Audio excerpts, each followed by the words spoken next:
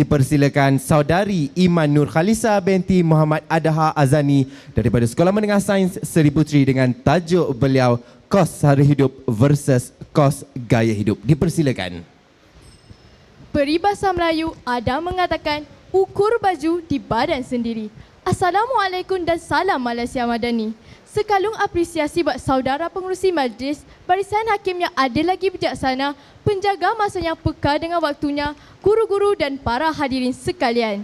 Menurut Laman Sesawan Rasmi Utusan Sarawak, kos sara hidup ialah pembelanjaan asas yang perlu digunakan untuk mengekalkan taraf kehidupan di kawasan atau wilayah tertentu. Kos gaya hidup pula membawa maksud perbelanjaan berkaitan dengan cara hidup, pemilihan dan juga perbelanjaan berdasarkan budi bicara individu atau isi rumah. Sekali pandang seperti sama sahaja dua istilah ini, namun kedua-duanya membawa definisi yang berlainan. Kos sara hidup tidak boleh kita kawal, namun kos gaya hidup dapat kita kawal. Apa yang dimaksudkan dengan pernyataan berikut? Oleh itu, izinkan saya membawa hadirin sekalian melayari bahtera bicara saya yang berfokuskan kepada 3 indikator utama untuk memberi gambaran jelas tentang tajuk saya pada hari ini, kos sara hidup versus kos gaya hidup. Para hadirin yang dirahmati, cetusan minda yang pertama, kos sara hidup kian meningkat. Seperti yang telah saya utarakan sebentar tadi, kos sara hidup ialah perbelanjaan asas yang perlu dipenuhi oleh setiap manusia, tidak kira muda maupun tua. Makanan dan tempat tinggal adalah contoh ketara kos sara hidup. Bayangkan betapa peritnya hidup kita tanpa kandungan nutrisi yang mencukupi. Bagaimana kehidupan kita tanpa tempat tinggal? Dengan ini, dapat kita lihat betapa pentingnya untuk kita memenuhi keperluan asas demi kebaikan bersama. Namun, ada satu masalah yang timbul berkaitan dengan topik yang sedang kita bahaskan ini. Masalah kenaikan kos sara hidup. Profesor Madya Dr. Irwan Shah Zainal Abidin, bekas pengarah Institut Penyelidikan Perbankan dan Kewangan Asia di Universiti Utara Malaysia, pernah mengatakan pendapat beliau di Akhbar Berita Harian pada tanggal 16 Julai 2023.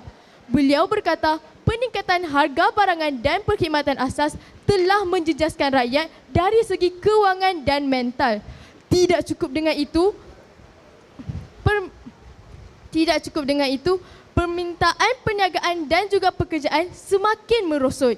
Sudah jatuh ditimpa tangga. Begitulah dapat saya gambarkan situasi ini. Para graduan yang baru sahaja menambahkan pembelajaran juga menghadapi masalah yang sama. Persaingan yang sengit dan kekurangan pengalaman merupakan faktor utama kenapa para graduan sukar untuk mendapatkan tempat di bidang profesional. Para graduan yang belum mempunyai pendapatan yang tetap telah dibebani dengan hutang yang perlu diselesaikan dalam tempoh masa yang tertentu. Tidak hairanlah apabila statistik Tinjauan Kebangsaan Kesihatan dan Mobiliti NMHS 2015 mendedahkan 1/3 daripada rakyat Malaysia berumur 16 tahun dan ke atas berdepan masalah mental.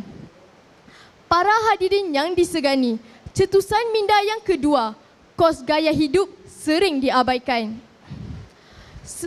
Sudah saya klarifikasikan definisinya sebentar tadi. Namun, suka untuk saya ingatkan kembali. Kos gaya hidup ialah cara pembelanjaan seseorang itu mengikut keinginannya sendiri. Izinkan saya memberikan beberapa contoh yang tidak asing lagi dalam kehidupan kita. Para pembeli lebih gemar untuk membeli pakaian yang berjenama terkenal atau designer seperti Gucci dan Prada dengan anggapan mereka akan dilihat berstatus tinggi. Contoh yang lain, memesan makanan gourmet di kedai-kedai hipster yang menawarkan harga tinggi sehingga ibarat mencekik darah para pembeli.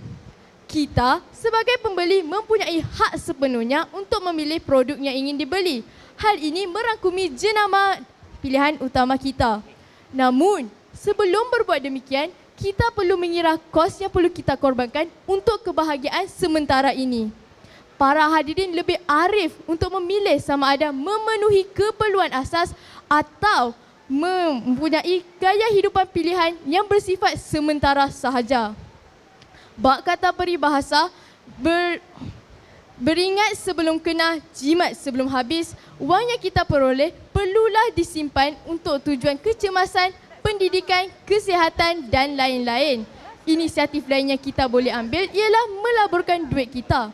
Pengerusi Suruhanjaya Security Malaysia SC, Datuk Seri Dr. Awang Adik Hussein berkata, setakat ini pelabur pasaran saham dalam lingkungan umur bawah 45 tahun hanya merakumi 7% daripada jumlah keseluruhan pelabur. Justeru, saya ingin menitik beratkan kuasa yang kita ada untuk menentukan kos gaya hidup kita. Sesal dahulu pendapatan, sesal kemudian tiada guna. Hadirin yang segak bergaya, cetusan minda yang terakhir, masalah menghantui, solusi dikecapi. Kita semakin hampir kepada penghujung. Dengan ini, izinkan saya memberikan 2 penyelesaian yang boleh kita ambil untuk mengelakkan diri kita daripada jerat hutang. Penyelesaian yang pertama ialah kita menyediakan pelan kewangan. Pelan kewangan amatlah penting untuk memastikan kewangan kita berada dalam tahap yang stabil. Kita juga dapat mengenal pasti kesilapan yang berlaku dalam pembelanjaan kita seperti tunggakan kad kredit yang terlepas pandang. Inisiatif ini boleh dipraktikkan sejak daripada kecil seperti peribahasa melentur bulu biarlah daripada rebungnya. Praktikkan amalan berjimat cermat sejak dari kecil agar sentiasa diamalkan ketika dewasa kelak. Masalah kos sara hidup dalam kalangan belia boleh diatasi oleh golongan muda terutamanya dengan mengambil pendapatan sampingan atau tambahan bagi menampung perbelanjaan kos harian. Misalnya, menceburi bidang perniagaan dalam talian dan lain-lain. Hal ini memastikan kita mempunyai pendapatan sampingan sekaligus mengatasi masalah kos sara hidup ini.